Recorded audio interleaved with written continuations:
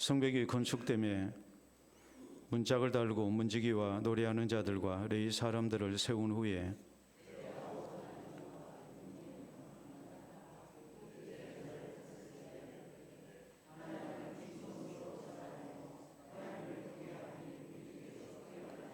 내가 그들에게 이르기를 해가 높이 뜨기 전에는 예루살렘 성문을 열지 말고 아직 파수할 때에 곧 문을 닫고 빗장을 지르며 또 예루살렘 주민이 각각 자기가 지키는 곳에서 파수하되 자기 집 맞은편을 지키게 하라 하였노니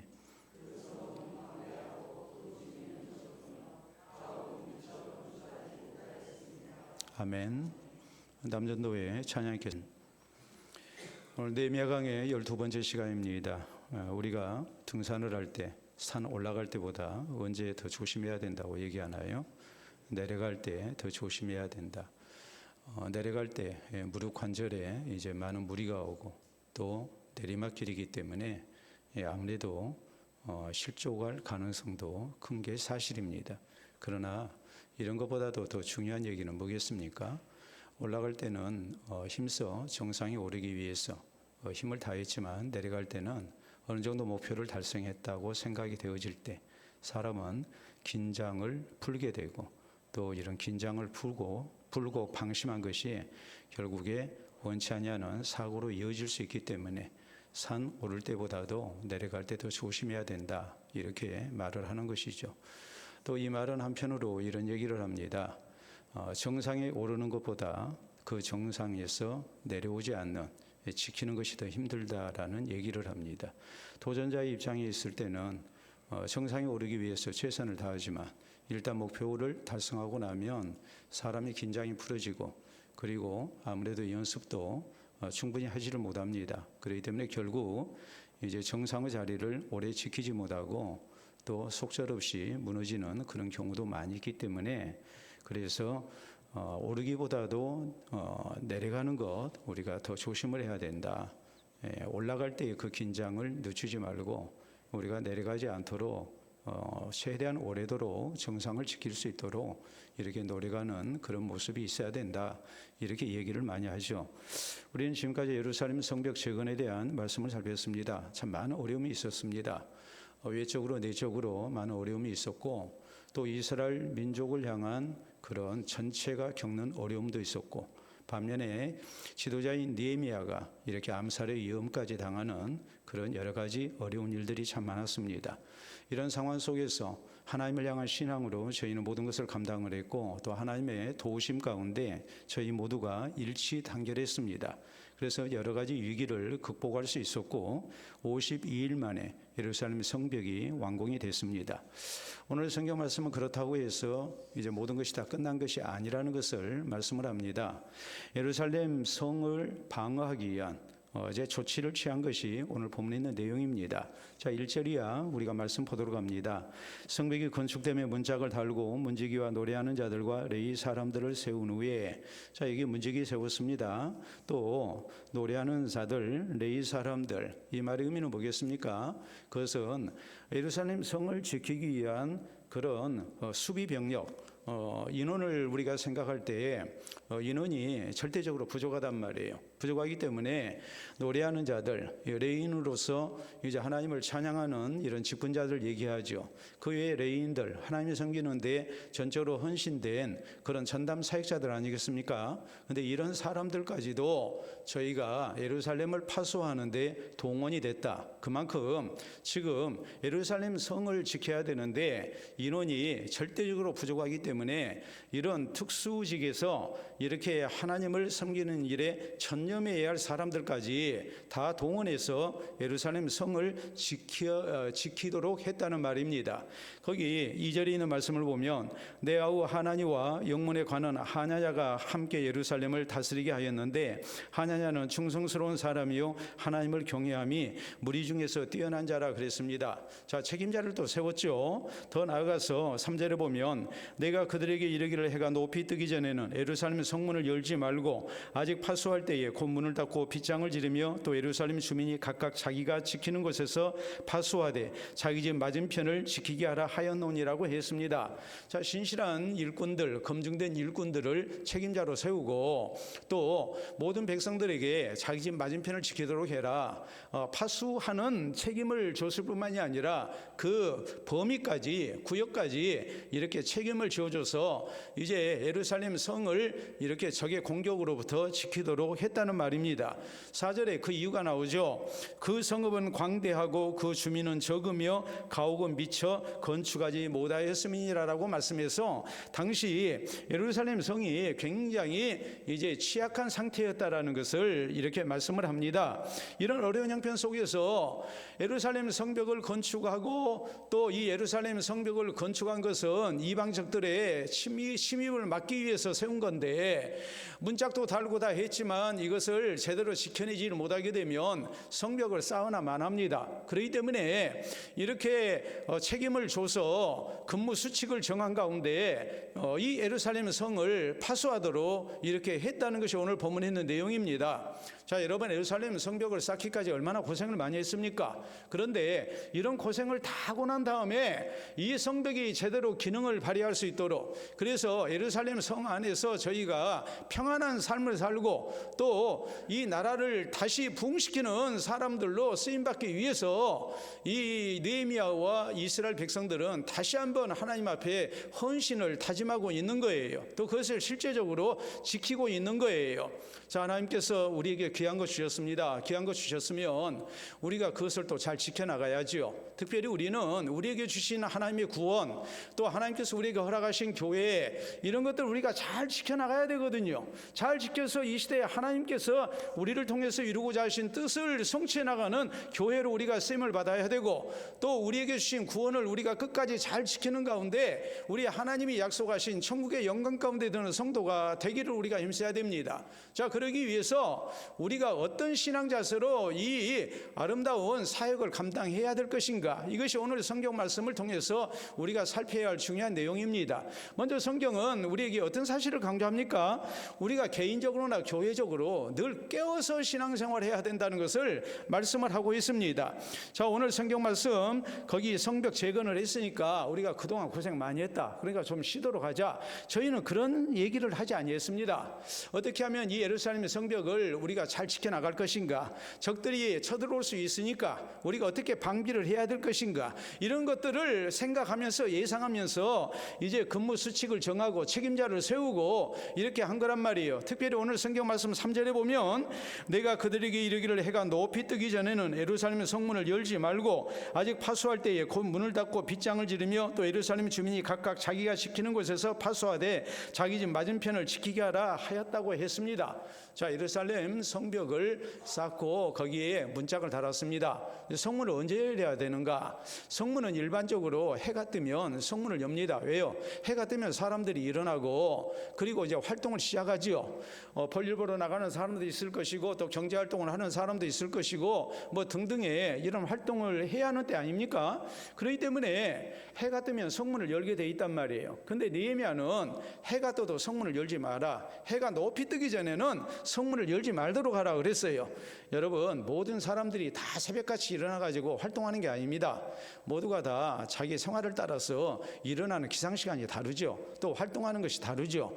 또 성 안에서 일을 보는 사람도 있고 가정에 머무르는 사람도 있을 것이고 성 밖으로 굳이 나가는 사람은 전체 성읍 주민들 가운데 그렇게 많지는 않을 겁니다. 그렇기 때문에 이런 새벽 시간에 문을 열지 말도록 하라. 사람이 적게 다닐 때 만약 성문을 열어놓으면 적들이 그 틈을 타서 이렇게 쳐들어올 수가 있단 말이에요. 그러니까 성문을 닫았다가 사람들이 많이 활동하는 시간이 되면 그때에 비로소 문을 열도록 하라. 이것이 느헤미야가 이스라엘 백성들에게 이제 명령한 근무 수칙이었습니다. 왜 그렇게 하겠습니까? 그것은 다름이 아니고 언제든지 적이 습격할 수 있기 때문에 만반의 준비를 다한 가운데 언제든지 적이 쳐들어오면 거기에 즉각적으로 대응하고 그것을 방어할 수 있도록 이렇게 조치를 취했다는 것을 말씀을 합니다. 여러분, 이런 말씀들은 결국 어떤 것을 우리에게 교훈하겠습니까? 여러분, 적의 침입이 예상되는 때라면 우리가 당연히 뭐 해야 되겠어요? 정신 차리고 있어야죠. 깨어 있어야죠. 우리가 적들이 쳐들어오지 아니할 것이다 생각하고 방심을 하고 있다면 언제든지 무너질 수밖에 없는 것 아니겠습니까? 그렇기 때문에 우리 예수님께서도 제자들에게 경고하신 게 있습니다. 그것이 뭐였습니까? 우리 주님은 분명히 너희가 내가 원수들에게 잡힐 때 너희들이 분명히 나를 부인하고 다 도망갈 것이다. 이렇게 우리 예수님은 성경에 예언된 말씀을 가지고서 저희에게 경고를 하셨습니다. 목자를 치린 양들이 다 흩어질 거라고 그렇게 성경이 말씀하고 있지 않느냐. 오늘 밤 내가 원수들에게 잡힐 텐데 그러면 너희가 다 나를 버리고 도망하게 될 것이다. 나를 부인하게 될 것이다. 제자들 장담을 하죠. 절대 그런 일 없을 거라고 그러죠. 근데 예수님은 십자가 실 일을 두고 이렇게 기도하시는데 제자들은 다 졸며 잡니다. 예수님께서 말씀하시죠. 시험에 들지 않게 깨어있어 기도하라. 깨우십니다. 근데 또 잡니다. 결국 마음은 온유로되 육신이 약하도다 이렇게 말씀을 하시고 이제 어쩔 수 없이 그냥 내버려 두시죠. 저희가 기도로 무장하지 못했습니다. 결국 예수님 잡히실 때 저희는 자신들이 호언장담한 것과는 전혀 반대되는 그런 반응을 나타냅니다. 다 도망갔습니다. 베드로는 예수님 따라서 오게도 가고 죽는 데까지 가겠다고 했는데 베드로는 뭐 했습니까? 예수님 3번이나 부인했거든요. 이것도 예수님이 다 경고하신 내용이었어요. 근데 기도하지 아니해서 실패했어요. 그러니까 베드로전서 5장 8절에 베드로가 교회를 향해서 했던 말씀이 이거예요. 근신하라, 깨어라. 너희 대적 마귀가 두루다니며 우는 사자처럼 삼킬 자를 찾나니라고 말씀합니다. 하나님의 교회에 성령만 역사하시는 게 아니라 원수 사탄이 주의 백성들을 노략질하기 위해서 호시탐탐 노리고 있다는 것을 성경은 분명하게 말씀합니다. 깨어서 기도 안 하면 너희들도 나처럼 실패할 수밖에 없다는 것을 베드로는 자기 아픈 체험을 가지고 교회를 향해서 경고하고 있는 것입니다. 우리가 사도행전 20장에 보면 사도 바울이 에베소 교회 장로들을 밀레도에 초청을 해서 그가 이번에 예루살렘 가면 이제 잡혀서 죽을지 모른다는 그런 성령의 말씀을 들은 상황에서 또 많은 성도들이 사도 바울이 예루살렘 가는 것을 울면서 말립니다. 그러니까 바울이 참 속상하죠. 그래서 너희가 어찌하여 내 마음을 이렇게 상하게 하느냐 하면서 저희를 뿌리치고 대신 같이 눈물로 기도하고 그리고 헤어져서 이제 예루살렘으로 이렇게 갑니다. 그런데 에베소에 들릴 수 있는 시간이 없기 때문에 결국에 밀레도라는 곳으로 에베소 교회 장로들을 이렇게 불렀습니다. 불러가지고 이제 교회를 부탁을 하죠. 하나님께서 피값 주고 사신 교회를 너희가 잘 지켜야 된다. 이것을 강조하면서 그러면서 사도 바울이 했던 말씀이 이거예요. 자, 이 대목은 제가 이제 내년 3월 1일 설교를 할 대목입니다. 설교 다 해놨습니다. 제가 이제 은퇴 앞두고 바로 이제 그 앞주에 해야 하는 설교예요. 피로 사신 교회를 지키자라는 제목으로 제가 설교를 할 거예요. 근데 바울이 그때 뭐라고 말씀을 합니까? 바울은 그랬어요. 내가 떠난 후에 흉악한 이리가 들어와서 너희를 노략질할 것이다 그랬거든요. 여러분, 교회에 무서운 시험이 있을 것을 바울은 경고를 했어요. 그러니까 뭐 하라는 거예요? 교회를 잘 지키라는 거예요. 주께서 피값 주고 사신 교회입니다. 그런데 이 소중한 것을 우리가 제대로 지키지 못하면 분명히 사탄의 시험이 있다는 것을 우리가 다 알매도 불구하고 정신 차리고 있지 아니하면 교회가 잘못될 가능성이 크기 때문에 바울은 장로들을 청에다가 신신당부를 하고 있는 거예요. 여러분 잘 아시지 않습니까? 고린도전서 10장 12절에 있는 말씀을 보면 애굽에서 노예 생활하던 이스라엘 백성들이 구원받아서 하나님이 약속하신 가나안 땅 들어가기까지 40년 광야 생활을 하면서 얼마나 많은 시험 가운데 무너집니까? 그러니까 사도 바울은 이 사실들을 강조하면서 했던 말이 이것입니다. 이게 뭐냐면 그런즉 선줄로 생각하는 자는 넘어질까 조심하라였어요. 내가 이만큼 신앙생활을 했으니까 걱정 없다. 나는 내 믿음 지킬 것이다. 우리 교회 든든하니까 괜찮을 것이다. 그런 생각하지 말라는 거예요. 언제든지 개인의 신앙이 무너질 수 있고 하나님의 교회가 시험 들 수 있다는 것을 우리는 망각해서는 안 됩니다. 항상 근신하고 깨어야 됩니다. 자, 에도워드라는 유명한 이제 역사학자가 있습니다. 이 사람이 로마 제국의 패망이라는 몰락이라는 제목의 책을 썼습니다. 그런데 이 에드워드라는 학자가 로마가 왜 멸망을 했는가? 천년간의 영화를 자랑했던 세계 대제국을 건설했던 로마거든요. 지중해를 자기들의 호수로 이렇게 사용을 했던 그런 로마 제국입니다. 지중해 연안의 모든 국가, 유럽, 또 아시아, 그리고 아프리카 연안 모두 다 로마의 그런 속주였습니다. 로마가 다 식민지 삼았거든요. 그런데 이런 강력한 로마가 어떻게 해서 무너졌는가? 에드워드라는 이 역사학자가 5가지로 이렇게 분석을 했어요. 그 5가지는 뭐냐면, 첫째는 이혼의 급속한 증가라고 그랬어요. 그래서 국가를 구성하는 가장 기본 단위인 가정이 붕괴돼서, 그래서 이제 이 나라라는 것이 취약할 수밖에 없었다. 이것을 첫 번째로 듭니다. 다음 2번째로 높은 세금을 들었어요. 높은 세금이 왜 그렇게 많은 세금을 걷어들여야 했는가? 그것은 백성들에게 이렇게 무료로 빵을 나눠주고, 그리고 서커스를 이렇게 구경시켜 주느라 그래서 많은 경비가 들어갔어요. 그래서 자연히 이제 많은 세금을 걷어들이게 된 겁니다. 세 번째는 쾌락을 추구했습니다. 특히 야만적인 스포츠가 굉장히 활발했어요. 우리가 잘 아는 검투사 경기, 이런 것들이 사람들에게 쾌락을 주기 위해서 이렇게 벌였던 그런 잔혹한 경기였거든요. 그걸 보고서 로마 시민들은 열광했습니다. 네 번째는 필요 이상의 군비를 확장했습니다. 외침을 막는다고 해서 저희가 필요 이상의 군대를 이렇게 유지를 했고, 그로 인해서 많은 돈이 들어갔어요. 그러다 보니까 경제 발전에 투자를 하지를 못했어요. 그러니까 로마가 내부적으로 굶기 시작한 겁니다. 그리고 5번째가 뭐였냐면은 신앙의 무력화를 들어요. 기독교가 로마의 국교가 됐어요. 그런데 성도들이 형식적인 신앙생활을 한 거예요. 신앙의 힘으로 나라가 굳건히 지켜지고 바른 가치관을 가지고 또 나라와 민족을 사랑하면서 하나님을 의지하는 이 신앙의 힘으로 나라가 지탱이 됐는데, 이런 모든 것들이 한꺼번에 다 무너지고 만 거예요. 그래서 에드워드라는 이 학자는 결론을 이렇게 내립니다. 로마는 외침에 의해서 멸망한 것 같지만 실상적으로는 내부적으로 무너졌다라고 말을 합니다. 저희의 안일, 저희의 나태, 저희의 방심, 이런 것들이 결국 천년간은 대제국이었던 로마를 무너뜨리고 만 겁니다.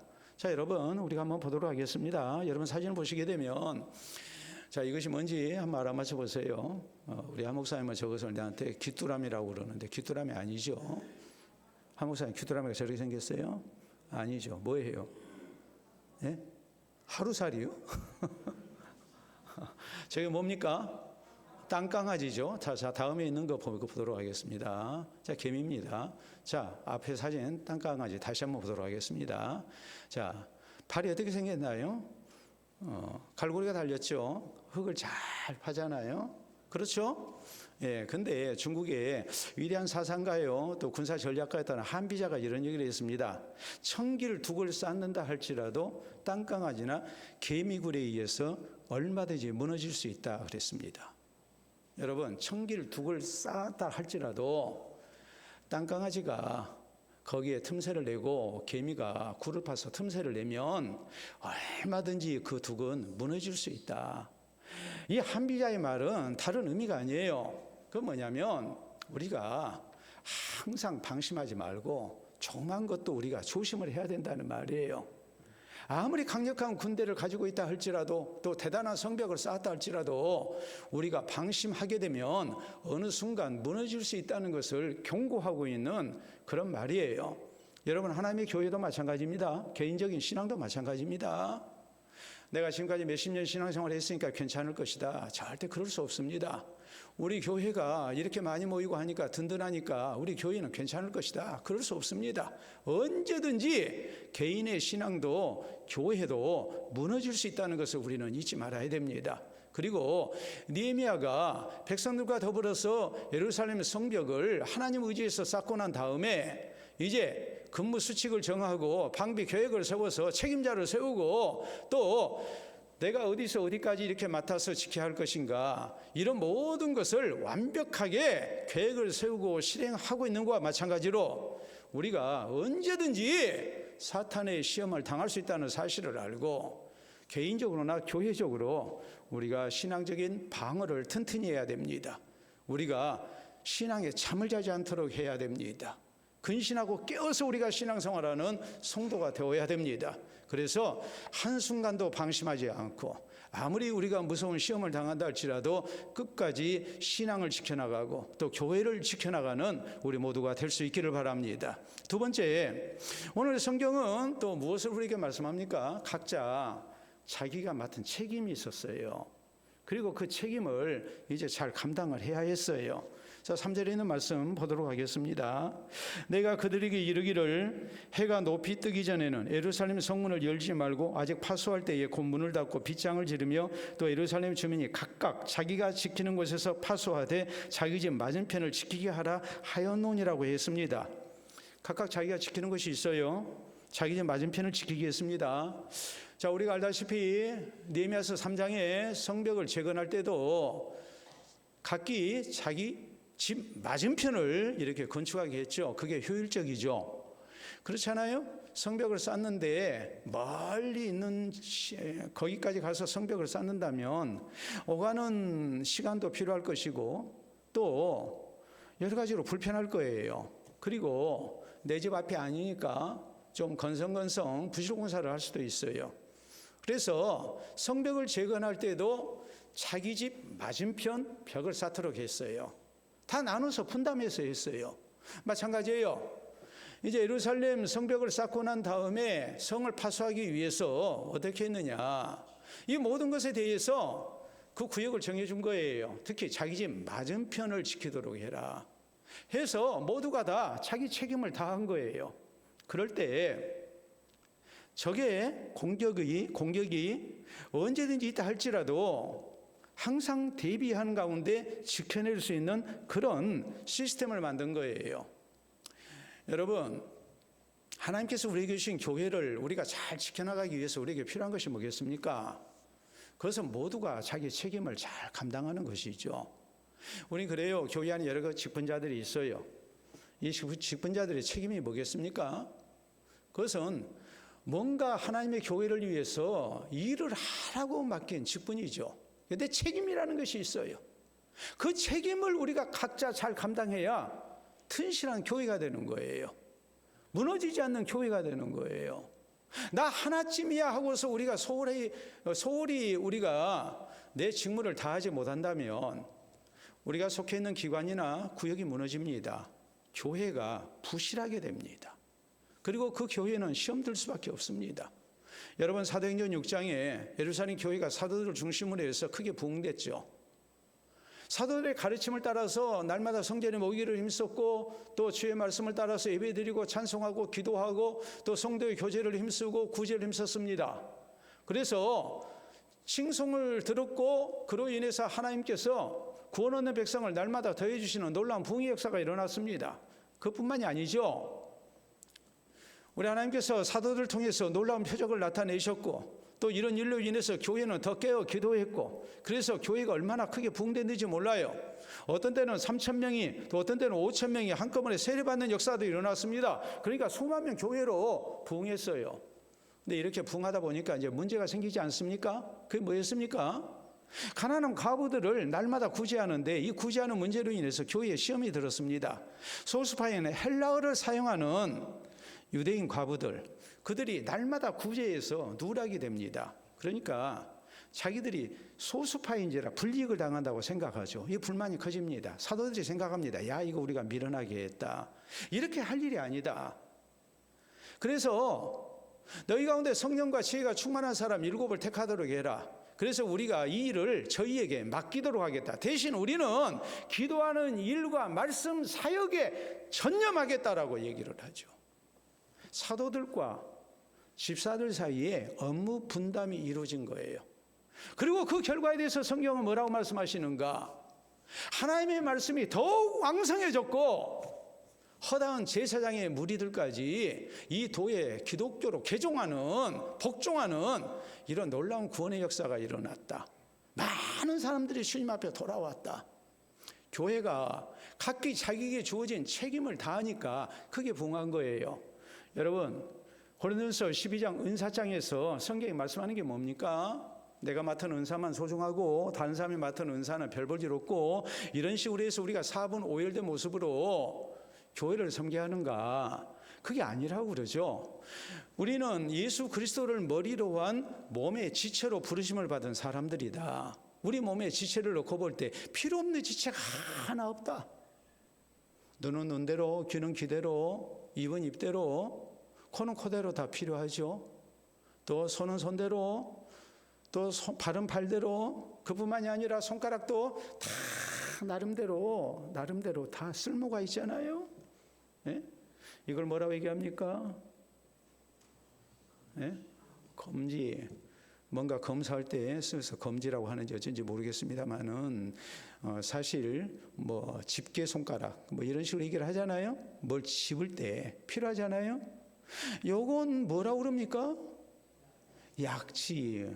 저는 어려서 우리 집이 광주 시내에 제일 큰 한약방이었어요. 그래서 약을 먹을 때 하나 적어가지고 딱 찍어서 먹습니다. 그래서 이걸 뭐라고 그럽니까? 약지라고 그럽니다. 내 말 믿으세요? 예? 아니에요? 약지 맞아요. 예, 그야말로 근데 약 찍어서 약지라고 그래요. 뭐 결혼 반지 낀다고 지금 약지라고 지금 얘기하시는데, 약속은 새끼손가락으로 하잖아요. 예. 그러잖아요. 예? 우리 손가락 가운데 필요 없는 손가락 하나 없어요. 그럼 발가락은 필요 없는 발가락이 있습니까? 그럼 하나 없어요. 다 필요해요. 예? 여러분, 그 직장에서 서바이벌 게임이라는 것을 이렇게 사원들을 보내서 합니다. 서바이벌 게임은 뭐냐면 전투 그 실습을 하는 거거든요. 예? 근데 전투 실습을 하는데 그거 왜 하느냐? 내가 맡은 그 구역을 잘 지키지를 못하면 거기가 구멍이 돼요. 뚫려요. 그래가지고 다 죽어요. 그러니까 내가 얼마나 이 조직에서 중요한 역할을 맡은 사람인가. 나 하나 없어도 된다는 게 아니고 내가 얼마나 조직을 해서 필요한 존재인가라는 것을 알게 하는 거예요. 자, 경기에서 그렇잖아요. 우리가 뭐 축구 경기를 한다 할지 야구 경기를 한다 할지 이런 경기, 단체 경기를 보면 어떤 취약 포지션이 발견이 되면 거기가 구멍이 되고 맙니다. 예? 계속 그쪽으로 공격을 해요. 그러면 수비가 제대로 감당을 못하게 되면 아무리 점수를 내도 결국 지게 돼 있어요. 나 한 사람이 맡은 책임이 얼마나 중요한가를 우리가 잊지를 말아야 돼. 그걸 자꾸 잊어버리게 되면 우리는 교회를 지켜나갈 수가 없어요. 결국은 나 개인의 신앙도 지키지를 못해요. 하나님이 내게 주신 직무가 무엇인가를 알고 내가 해야 할 일을 잘 감당할 때 그 직무가 내 신앙을 지킵니다. 또 이런 모습으로 우리가 각자 자기가 맡은 일을 잘 감당하게 될 때 교회가 지켜지는 거예요. 나 하나쯤 하고서 내가 맡은 직무를 소홀히 하게 되면 내 신앙이 무너져요. 그리고 교회가 무너져요. 오늘 느헤미야가 백성들에게 각기 자기 집 앞을 지키도록 합니다. 우리에게도 다 내가 지켜야 할 부분이 있어요. 그럼으로써 교회가 튼튼한 모습으로 세워지는 거예요. 또 외부적인 많은 시험을 우리가 이겨낼 수 있는 거예요. 그것이 곧 내 신앙을 지키는 길이에요. 내가 직분을 지키는 것 같지만 결국은 직분이 나를 지킵니다. 각기 자기 책임을 다하게 될 때 교회가 지켜지게 되고 그 교회가 내 신앙을 지켜주는 거예요. 내가 교회를 지키는 것 같지만 결국에 교회가 나를 지켜요. 교회가 튼실한 모습으로 건강한 교회가 되고 그럼으로써 우리가 신앙생활을 더 잘하게 되고 그로 인해서 나와 내 자손들이 신앙을 지켜나가는 아름다운 은총을 누릴 수가 있어요. 이 사실을 잊지 말고 각기 자기의 직무를, 자기의 책임을 잘 감당하는 모습으로 우리가 주의 교회를 지켜나가고 내 신앙을 지켜나가는 그런 은혜가 있기를 바랍니다. 세 번째 우리가 생각해야 할 말씀이 있어요. 자, 오늘 성경 말씀 2절에 있는 말씀을 보면 특별히 하나니와 하냐냐라는 그런 책임자를 세운 말씀이 나옵니다. 자, 1절부터 2절까지 봅니다. 성벽이 건축되며 문짝을 달고 문지기와 노래하는 자들과 레위 사람들을 세운 후에 내 아우 하나니와 영문에 가는 하냐냐가 함께 예루살렘을 다스리게 하였는데, 하냐냐는 충성스러운 사람이요 하나님을 경외하며 무리 중에서 뛰어난 자라 그랬습니다. 자, 이 말씀 우리가 한번 보도록 하겠습니다. 하나니는 누군가? 우리가 느헤미야서 1장 2절 3절에 있는 말씀을 보면 느헤미야의 동생으로서 예루살렘을 갔다가 와서 형에게 보고를 하는 겁니다. 그때 느헤미야는 바사 제국의 왕의 술관원으로서 굉장히 고위직이 있었던 사람이었거든요. 거기에 대한 소식이 궁금했어요. 근데 동생이 갔다 와서 하는 얘기가 성읍이 다 회파되고 성벽이 무너지고 불에 타고 황무지가 됐고 사람이 살지 아니하는 그런 모습이 됐습니다. 이 말을 듣고 느헤미야가 펑펑 울죠. 그리고 하나님께 금식하죠. 그리고 하나님께 내 조국을 일으키기 위해서 내가 쓰임 받아야 되겠다는 서원을 합니다. 그리고 하나님께서 결국 응답하셔서 이렇게 느헤미야가 이 유다의 총독으로 부임을 하지 않습니까? 그래서 백성들을 독려한 가운데 또 격려한 가운데 예루살렘의 성벽을 52일 만에 이렇게 완공을 시킨 거란 말이에요. 하나님은 누구냐 했을 때에 신실한 일꾼이었어요. 느헤미야에게 조국의 형편을 알리고, 그리고 느헤미야로 하여금 이 시대에 내가 무엇을 해야 할 것인가를 깨닫게 한 사람이었어요. 동생이었지만. 그리고 오늘 성경 말씀을 우리가 놓고 볼 때 하나님은 단순히 소식만 전하는 사람이 아니고 형을 도와서 예루살렘 성벽을 재건하는 데 있어서 굉장히 중요한 역할을 했을 것이라고 충분히 추측이 되는 인물입니다. 그러니까 느헤미야가 동생인 하나니에게 예루살렘을 다스리는 책임을 준 겁니다. 거기에다가 하냐냐라는 사람을 또 책임자로 세웁니다. 하냐냐라는 사람은 어떤 사람이었습니까? 오늘 성경은 말씀하시기를 무리 중에 굉장히 뛰어난 사람이었다. 굉장한 열심을 가지고 자기의 책임을 다하는 사람이고 굉장히 능력 있는 신실한 일꾼으로 검증된 사람이었다라는 것을 말씀을 하고 있는 거예요. 여러분, 모든 백성들이 느헤미야를 도와서 예루살렘 성벽을 재건했습니다.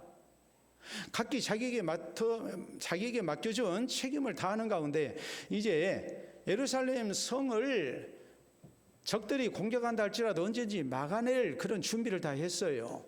근데 이런 일이 있어서 당연히 책임자가 있어야 하지 않겠습니까? 그러니까 하나니와 하냐냐라는 이 뛰어난 일꾼들을, 검증된 일꾼들을 지금 책임자로 세운 거예요. 그리고 이들이 이 직무를 성실하게 잘 감당을 하고 있는 거예요. 여러분, 우리가 오늘 하나님의 교회를 지켜나갈 때 어떤 모습으로 지켜야 할까요? 자, 우리 교회 주보를 보면 이런 말씀이 나옵니다. 한 사람이 100보 전진하는 것보다 100사람이 1보 전진하는 것을 교회 섬김의 원칙으로 한다. 나왔습니까? 안 나왔습니까? 나왔죠. 예? 지금부터 38년여 년 전, 1987년 3월 8일에 우리 교회를 이렇게 하나님이 세우게 하시고, 그때 하나님께서 제게 주신 비전이었습니다. 모두가 같이 섬겨나가는 교회가 돼야 되겠다. 근데요, 여러분, 이론적으로는 얼마나 좋습니까? 굉장히 이론적으로는 좋잖아요. 한 사람이 100보 전진하는 것보다 100사람이 1보 전진하는 것이 교회 섬김의 원칙이다. 얼마나 이론적으로는 좋냐고요. 근데 어느 집단이든지 다 평균에 이르는 그런 모습은 아니에요. 비슷비슷한 사람들 모아놨다 할지라도 거기에는 상중하가 존재하기 마련이에요. 평균 이상을 하는 사람이 있고 평균 이하를 하는 사람이 있고 평균만 하는 사람이 있어요. 교회도 그럴까요? 안 그럴까요? 교회도 그럴까요? 안 그럴까요? 교회도 그렇습니다. 이미 38년 전에 한 사람이 100보 전진하는 것보다 100사람이 1보 전진하는 것을 교회 섬김의 원칙으로 하고 우리가 38년을 지내왔지만, 개인적인 여러 신앙의 상태나 또 주어진 환경이나 이런 모든 것 가운데 상중하가 존재해요. 100사람이 1보씩 전진하면 좋겠는데, 그렇게 전진하는 사람은 뭐 70명, 80명일 수도 있고 20%, 30%는 그렇게 못하는 것이 현실이라고 우리가 봐야 돼요. 그러면 뭐 해야 되겠습니까? 누군가는 2부, 3부 전진하는 사람이 있어야 되고 누군가는 10부씩 나가는 사람이 있어야 돼요. 무리 중에 뛰어나게 하나님 앞에 헌신된 사람이 있어야 돼요. 그게 있어야 교회가 평균치 이상의 교회가 되는 거예요. 나는 이만큼 하면 됐다. 거기서 우리가 머물러서는 안 돼요. 하나님이나 하나야처럼 평균치 이상으로 무리 중에 뛰어나게 하나님 앞에 헌신된 사람이 있어야 돼요. 그래야 교회가 힘 있는 교회가 돼요. 교회가 건강한 교회가 돼요. 또 현실적으로 나중된 성도가 있지 않습니까? 이제 신앙생활한 초신자들도 있잖아요.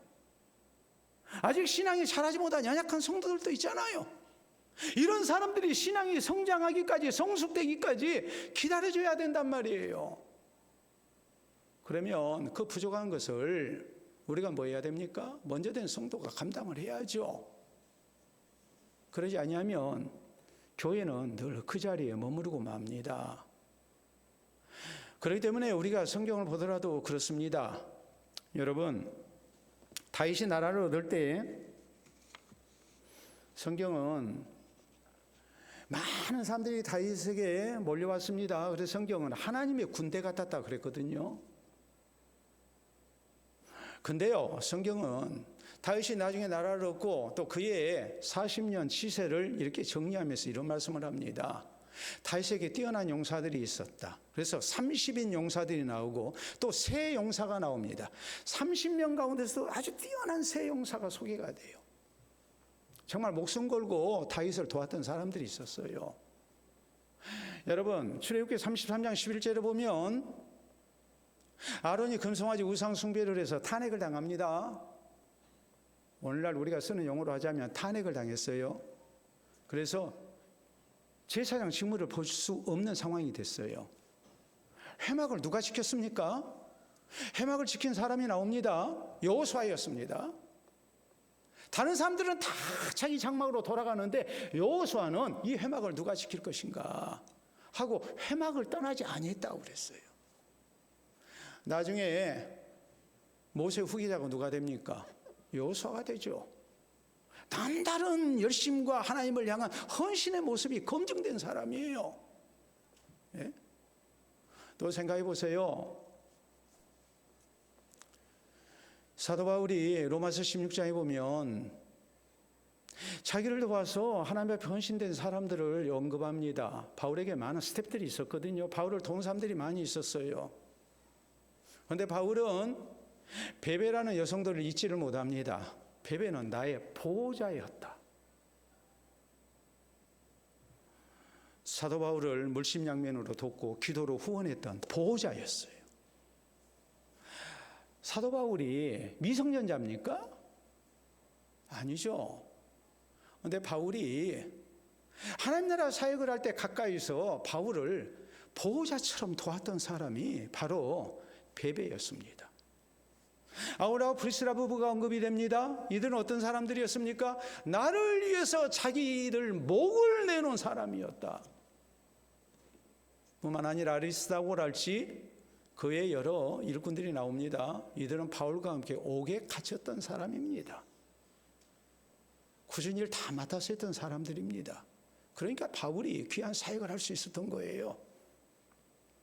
우리가 잘 아는 고린도서 16장에 스데바나 집 사람들이 나오지 않습니까? 고린도 교회 스데바나 집 사람들은 아가의 첫 열매로서 성도를 섬기기로 작정한 줄을 너희가 알거니와 부드나도 아가이가 온 것을 내가 기뻐하노니 저희는 너희의 부족을 채운 사람이었고 사도들과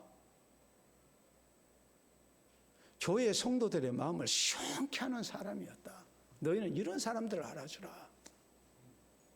100사람이 일보씩 전진한 게 아니고 뭔가 교회에 부족한 것이 있다면 내가 앞장서서 남이 하지 못한 것까지 다 맡아서 하는 사람들이에요. 이런 사람들이 있었기에 바울이 사역을 할 수 있었던 것이고 교회가 건강한 교회로 세워진 거예요. 기아 타이거즈가 2024년도 우승을 했습니다. 우승을 했는데 불세출에 스타가 나왔죠. 누굽니까? 예? 김도영이. 예? 그래서 돈이 살이라 그랬죠. 도영아, 니 땜시 살아야 돈이 살. 거기에다가 최영우라는 4번 타자가 또 뛰어난 기량을 발휘를 했습니다. 이런 사람을 우리가 뭐라고 얘기합니까? 해결사라고 얘기를 합니다. 해결사들이 제 몫을 해줘야 해요. 여러분, 교회에도 누가 있어야 되겠습니까? 해결사가 있어야죠. 물론 하나님이 해결사입니다. 그러나 하나님은 사람을 통해서 해결하세요.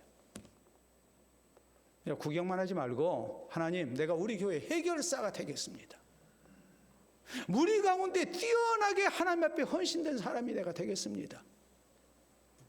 오늘 남전도회가 찬양하면서 부름받아 나서니 몸 하면서 다 해결사가 되겠다고 다짐을 했습니다. 얼마나 제 마음이 든든한지. 예? 오늘 18분 제가 기억하고 있어요. 예? 다 해결사 되겠다고 작정을 하셨거든요. 또 우리 성도들도 그 찬송에 은혜 받아가지고 다 아멘하셨습니다. 여러분, 1보 전진하는 것으로 만족하지 말고 나는 2보, 3보는 가야 되겠다. 나는 5보 가야 되겠다. 나는 10보 가야 되겠다. 이 각오 속에 우리가 주의 교회를 섬겨나갈 수 있기를 바랍니다.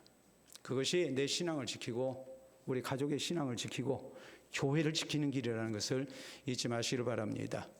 자, 중국 역사를 놓고 볼 때 중국은 굉장히 땅덩어리가 큰 나라이기 때문에 많은 나라로 분열되어 있었습니다. 그러다가 중국 진나라 때 시황제, 우리가 소위 말하는 진시황이라고 그러죠. 이 사람이 주전 221년에 중국을 처음으로 통일했습니다.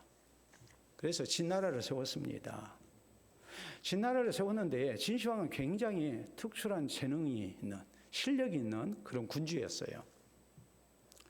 중국을 통일했다니까요. 중국 역사 가운데 처음으로 통일한 사람이에요. 통일한 사람인데 그의 아들 호해라는 아들이 있었는데 다음에 왕이 될 사람입니다. 근데 아주 방탕한 아들이었고 놀기 좋아하는 아들이었어요. 그러니까 신하들이 다 걱정했어요. 뭐라고 걱정했냐면 이 나라는 호 때문에 망해, 호 때문에 망할 거다 그랬어요.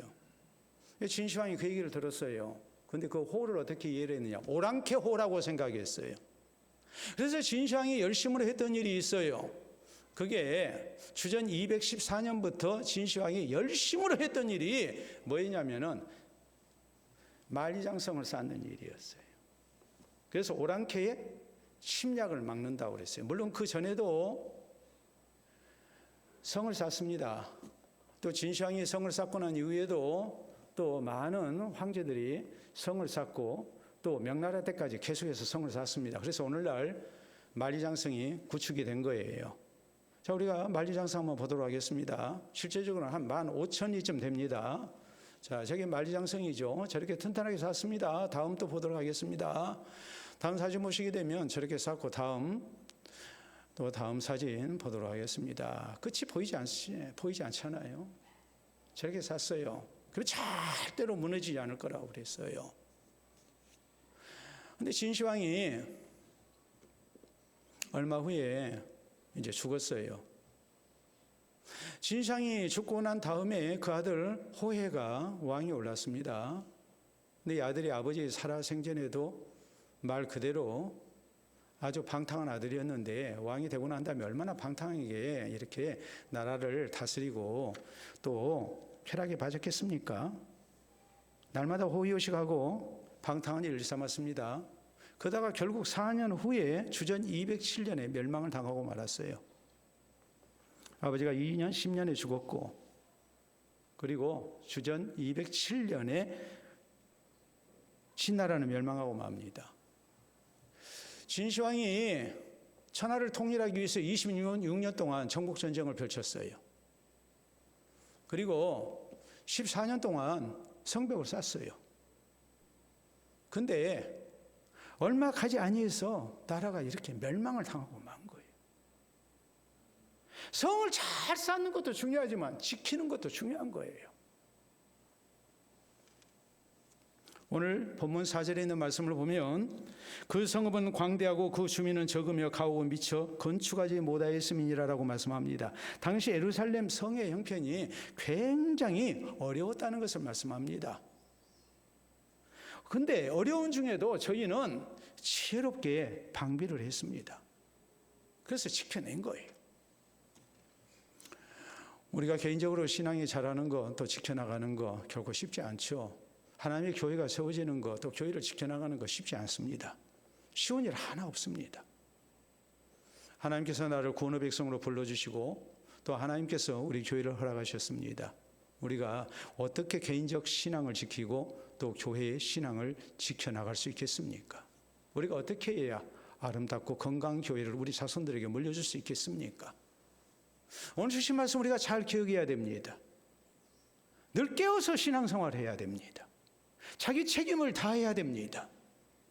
그리고 우리는 남들보다도 더 열심을 품고 신앙생활 하기를 작정하고 실제 그렇게 하는 사람이 돼야 됩니다. 적당하게 따라가는 정도만 해서는 안 됩니다. 그래서 나를 지키고 우리 자손을 지키고 또 우리 교회를 지켜나가는 우리 교회 될 수 있기를 바랍니다. 우리 함께 기도합니다.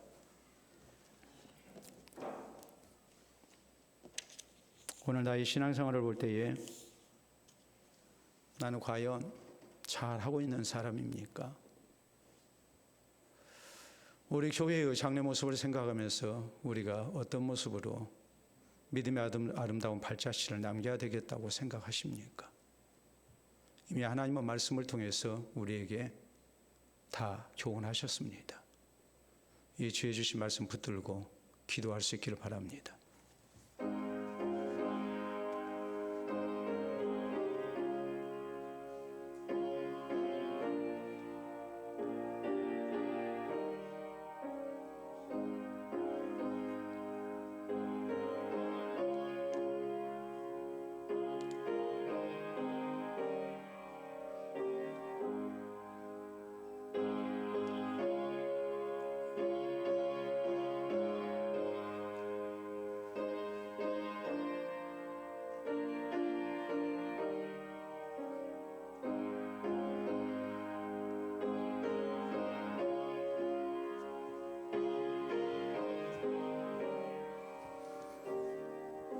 친히 교회 머리가 되시고 우리의 생명주가 되신 아버지, 은혜를 진심으로 감사합니다.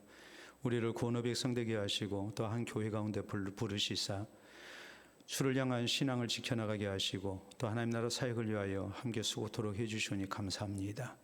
우리 시대뿐만이 아니라 우리의 사랑하는 자손들까지 주의 교회 가운데서 하나님의 부르심을 얻고 또 믿음의 선진들의 발자취를 따라 주님 오시는 그날까지 아름다운 모습으로 신앙생활하기를 원하여 우리를 먼저 불러주신 줄을 믿고 영광을 돌려드립니다.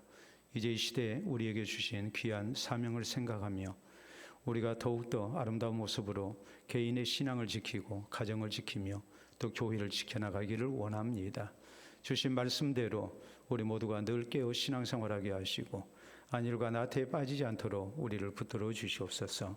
내 책임을 다하는 가운데 주의 몸된 교회를 아름답게 지켜나가게 하시고 항상 열심을 품고 주를 섬기게 하시사 우리 모두가 하나님 앞에 무리중 뛰어난 모습으로 신앙생활하게 하시고 이런 모든 것들이 아름답게 어우러져 주의 교회가 튼실한 교회, 건강한 교회 되게 하시고 또 개인적으로 자신의 신앙을 지키며 또 가정을 지켜나가는 우리 모두 되게 해 주시옵소서. 감사하고 예수님 이름으로 기도하옵나이다. 아멘.